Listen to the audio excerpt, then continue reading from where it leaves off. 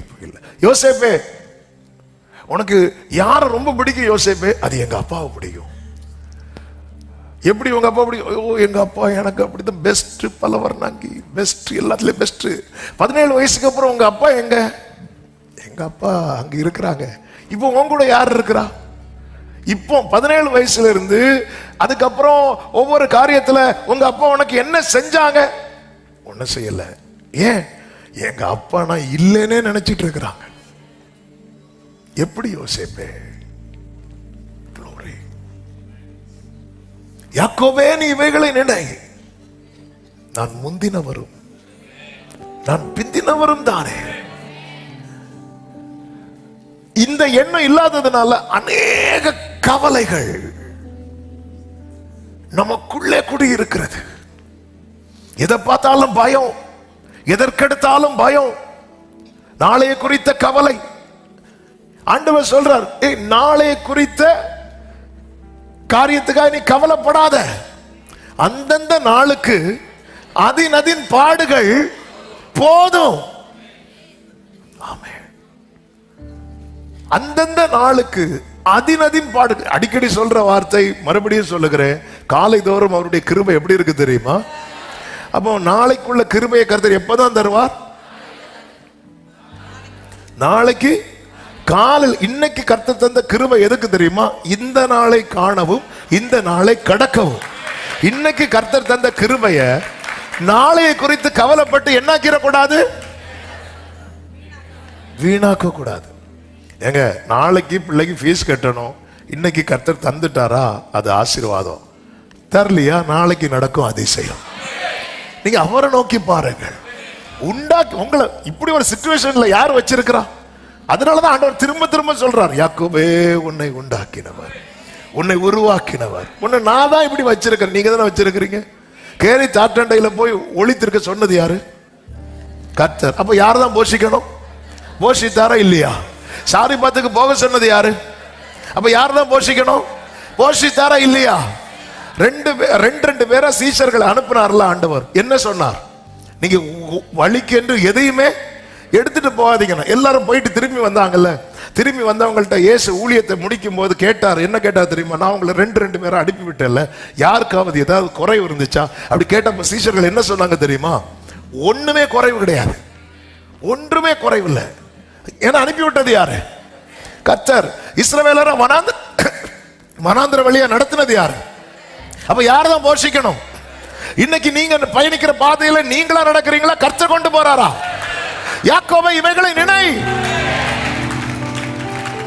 குருடரை அவர்கள் அறியாத வழியிலே நடத்தி, தெரியாத, கண்ணுக்கு முன்னாடி ஒண்ணுமே தெரியல, ஆனா நடத்துவேன்.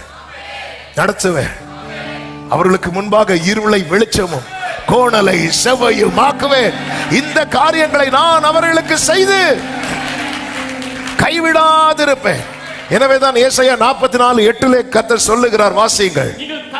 நீங்கள் கலங்காமலும் பயப்படாமலும் இருங்கள். அக்காலம் முதற்கொண்டு நான் அதை உனக்கு விளங்க பண்ணினதும் முன் அறிவித்ததும் இல்லையோ? இதற்கு நீங்களே என் சாட்சி. இதுக்கு முன்னாடி உள்ள வாழ்க்கையை திரும்பி பாரு. முன்னறிவித்து விளங்க பண்ணி இருக்கிறல்ல, நீங்க தான் சாட்சி. ஆமென் சொல்லுங்க பார்க்கலாம். ஆமென். அதாவது உங்க பாஸ்ட் லைஃபை திரும்பி பார்த்தா நிறைய காரியங்களுக்கு கர்த்தர் என்ன சாட்சியா வைத்திருக்கிறார். அப்படி சொல்றவங்க மட்டும் உங்க வலது கரத்தை உயர்த்து. நிறைய விஷயத்துக்கு, எல்லா விஷயத்துக்குமான்னு கேட்டா இல்ல, ஆனா நிறைய. அதுதான் ஆண்டவர் சொல்றார், உன் லைஃப்ல எவ்வளவு சாட்சி இருக்குல்ல, உன் வாழ்க்கையில எவ்வளவு நீங்க. அதனாலதான் ஆண்டவர் சொல்றாரு, நீ ஏன் பயப்படுற?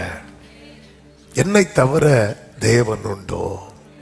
வேறொரு கண்மலையும் இல்லையே. ஆண்டவர் சொல்ற, ஒருவனையும் எனக்கு தெரியாது, நீ இருந்தா சொல்லு, எனக்கு தெரியாது. உன் வாழ்க்கையில ஆமே, நீ கண்ணீர் வடிக்கும் போது கண்ணீர் துடைக்கிறவராய் நான் தான் இருந்தேன். வேறொரு தேவன் இல்லையே, எனக்கு ஒருத்தனையும் தெரியாது. யாபோக்காற்றின் கரையில் நீ அழுத போது நான் மட்டும்தான் இருந்ததா எனக்கு ஞாபகம். யாக்கோபே, வேற யாராவது வந்தாங்களா? யாக்கோபே, இல்ல ஆண்டவரே, இல்ல ஆண்டவரே, வேறு ஒருவனையும் அறியேன். நீ ஏன் கலங்குகிறாய்? இந்த கால வேளையில என கேட்டுக்கொண்டிருக்கிறவர்களுக்கு சொல்லுகிற செய்தி இதுதான். கர்த்தர் எல்லாவற்றையும் செய்கிறவர், அவர் எல்லாவற்றையும் செய்ய விரும்புகிறார். என் வாழ்க்கையில கர்த்தர் கிரியை செய்வதற்கு ஏதுவாய் ஆமென். அவர் என்னில் சிலவற்றை காண விரும்புகிறார். அதுதான் யாபோக்காற்றின் கரையிலே யாக்கோபு தன்னை முழுமையாய் அர்ப்பணிக்கும் வரைக்கும் அங்க என்ன நடக்குதுன்னு பாத்தீங்கன்னா, கர்த்தர் அவனை தொடவே இல்லை. மாறாக யாக்கோபு தான் அவரை பிடிச்சு வச்சிருக்கிறான். கர்த்தர் சொல்றாரு, பொழுது விடுகிறது, நான் போகட்டும். ஒரு ஆள்கிட்ட நான் போறேன்னு சொல்றாங்கன்னா, அந்த ஆளு அந்த நபர் என்ன பண்ணி வச்சிருக்கிறாங்க? பிடிச்சு வச்சிருக்கிறாங்க. யாக்கோபை கர்த்தர் பிடிக்கல. ஏன் பிடிக்கலன்னா, யாக்கோபு என்ன தன்னை கொடுக்கல. என் வாழ்க்கையில கர்த்தர் எல்லாவற்றையும் செய்ய விரும்புகிறார். பேதுரு தன் படகை முழுமையாக கொடுத்தார். அவர் அந்த படகை நிரம்ப வைத்தார். எவரு வீட்டுல கர்த்தர் சொன்னவங்களை உள்ள வைக்கிறான், கர்த்தர் வெளியே போன்னு சொல்றவங்க எல்லாம் வெளியே விரட்டுறான். எவரு அதுல சொந்தக்காரங்க, 1 விட்டவங்க, 2 விட்டவங்க, 5 விட்டவங்க, பட்டம் விட்டவங்க ஒருத்தரும் கிடையாது. ஆண்டவர் சொல்றார், பேதுரு, யோவான், யாக்கோபு உள்ள இருக்கட்டும், அப்பா அம்மா நெல்லுங்க, மீதி எல்லாம் வெளியே போங்க. உடனே எவரு ரெடி இல்ல ஆண்டவர், அவங்க எல்லாம் எனக்கு 1 விட்டவங்க, 1 விட்டேன், வெளியே போச்சல அவங்கள. என் வீட்டில், என் லைஃப்ல யார் இருக்கணும் யார் இருக்கக்கூடாதுங்கிற தீர்மானம் எடுக்கிற இடத்துல நான் அவரை வச்சுட்டேன்னு வைங்கள.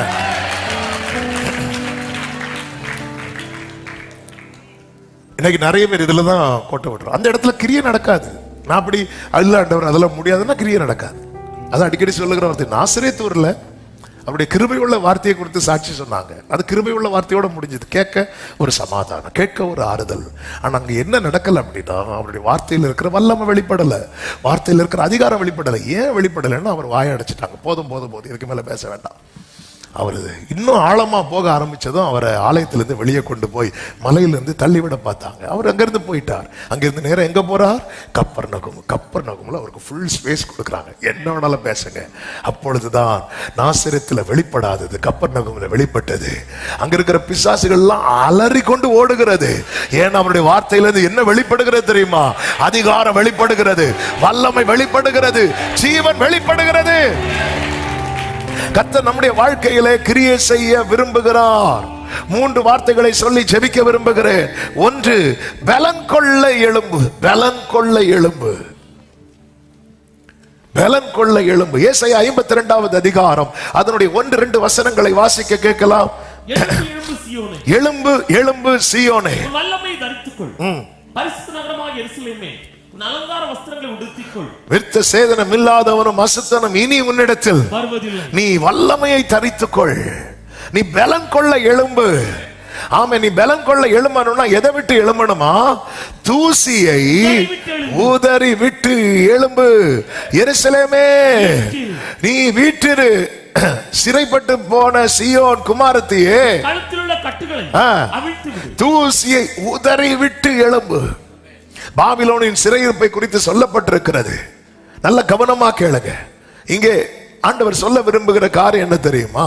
137வது சங்கீதம் அதனுடைய 1-2 வசனங்களிலே சொல்லப்பட்டிருக்கிறது. பாபிலோன் ஆறுகள் அருகே நாங்கள் உட்கார்ந்து அங்கே சீயோனை நினைத்து அழுதோம். வாழ்க்கையில ஒரு இழப்பு, நஷ்டங்கள் வரும்போது அழுகை வருவது இயல்பு. ஆனால் நீ எத்தனை காலம் தான் அழுது கொண்டே இருப்பாய்? நாங்கள் உட்கார்ந்து அழுதோம். ஆண்டவர் சொல்ற அந்த தூசியை தட்டு. பைபிள்ல நீங்க பாத்தீங்கன்னா, வாழ்க்கையில ஒரு பெரிய பேரிழப்பு வரும்போது எல்லாரும் எங்க உட்காருவாங்கன்னா, ரெட்டுடுத்தி சாம்பல்ல உட்காருவாங்க. ஆண்டவர் உட்கார விடுவார். ஆனா எப்பவுமே உட்கார கூடாது. நீ அடுத்த ஸ்டெப்புக்கு போகணும். அதுதான் பைபிள்ல இருக்கு. அவர்கள் அழுகையின் பள்ளத்தாக்கை உருவ நடந்து நீரூற்றாக்கி கொள்ளுகிறார்கள். அவர்கள் பலத்தின் மேல். நீ பலன் கொள்ள எழும்பு. நீ அழுற, சரி அழு, கொஞ்ச நேரம் அழு, ஒரு 3 நாள் அழட்டும். ஆனா அதுக்கப்புறம் மரியாளே, நீ இன்னும் வீட்டிலே உட்கார்ந்து இருக்க கூடாது. நீ பலன் கொள்ள எழும்பணும். ஆண்டவரே, நீங்க தான் ஒண்ணு செய்யலையே, நான் அதுக்கப்புறம் செய்யறேன், நீ முதல்ல எழும்பு. எங்க மரியாள் இன்னும் உட்கார்ந்து அழுதுட்டு இருக்கிற. ஆண்டவரே, அவளை எழும்பி வர சொல்லு. நான் 3 நாள் அவளை அழ விட்டேன், என்ன 4வது நாள் அழுதுட்டு இருக்கிறா. ஆமே, நீ எவ்வளவு நாள் உட்கார்ந்து அழுதுட்டு இருப்ப? மோசே மரித்ததும் துக்கம் கொண்டாடினார்கள் என்று வேதம் சொல்லுகிறது. துக்கம் கொண்டாடி முடிஞ்சாச்சு. இனி அடுத்த ஸ்டெப் எடுத்து வைக்க வேண்டாமா? கர்த்தர் யோசுவாட்ட சொல்றார், ஏய் பலம் கொண்டு திடமனதாரு. நீ அழும்போது நான் விட்டேன், ஆனா இப்படி அழுதுட்டே இருந்து கானானை இழக்க போறியா? இன்னைக்கு கர்த்தர் சபையோட பேசுகிற வார்த்தை இதுதான். சில காரியங்கள் உங்க வாழ்க்கையில கைவிட்டு போனது, நஷ்டமானது, சில இழப்புகள், சில வேதனைகள் உங்க வாழ்க்கையில வந்தது. நீங்க உட்கார்ந்து அழுறீங்க. ஓகே, எவ்வளவு காலம் உட்கார்ந்து அழுதுட்டு இருக்க போறோம்? அடுத்து சுதந்திரிக்க வேண்டாமா? ஜீவனை தந்ததும் அல்லாமல் தயவும் பாராட்டினது என்னைக்கும் சாம்பல்ல உட்கார்ந்து அழுவதற்கு அல்ல. ஆமீன் சொல்லுங்க பார்க்கலாம். பலம் கொள்ள நீ எழும்பு. எலியா பாருங்க, சோர்ந்து போய் சூறை செடி கீழே படுத்து கொண்டான் என்று பைபிள்ல சொல்லப்பட்டிருக்கிறது.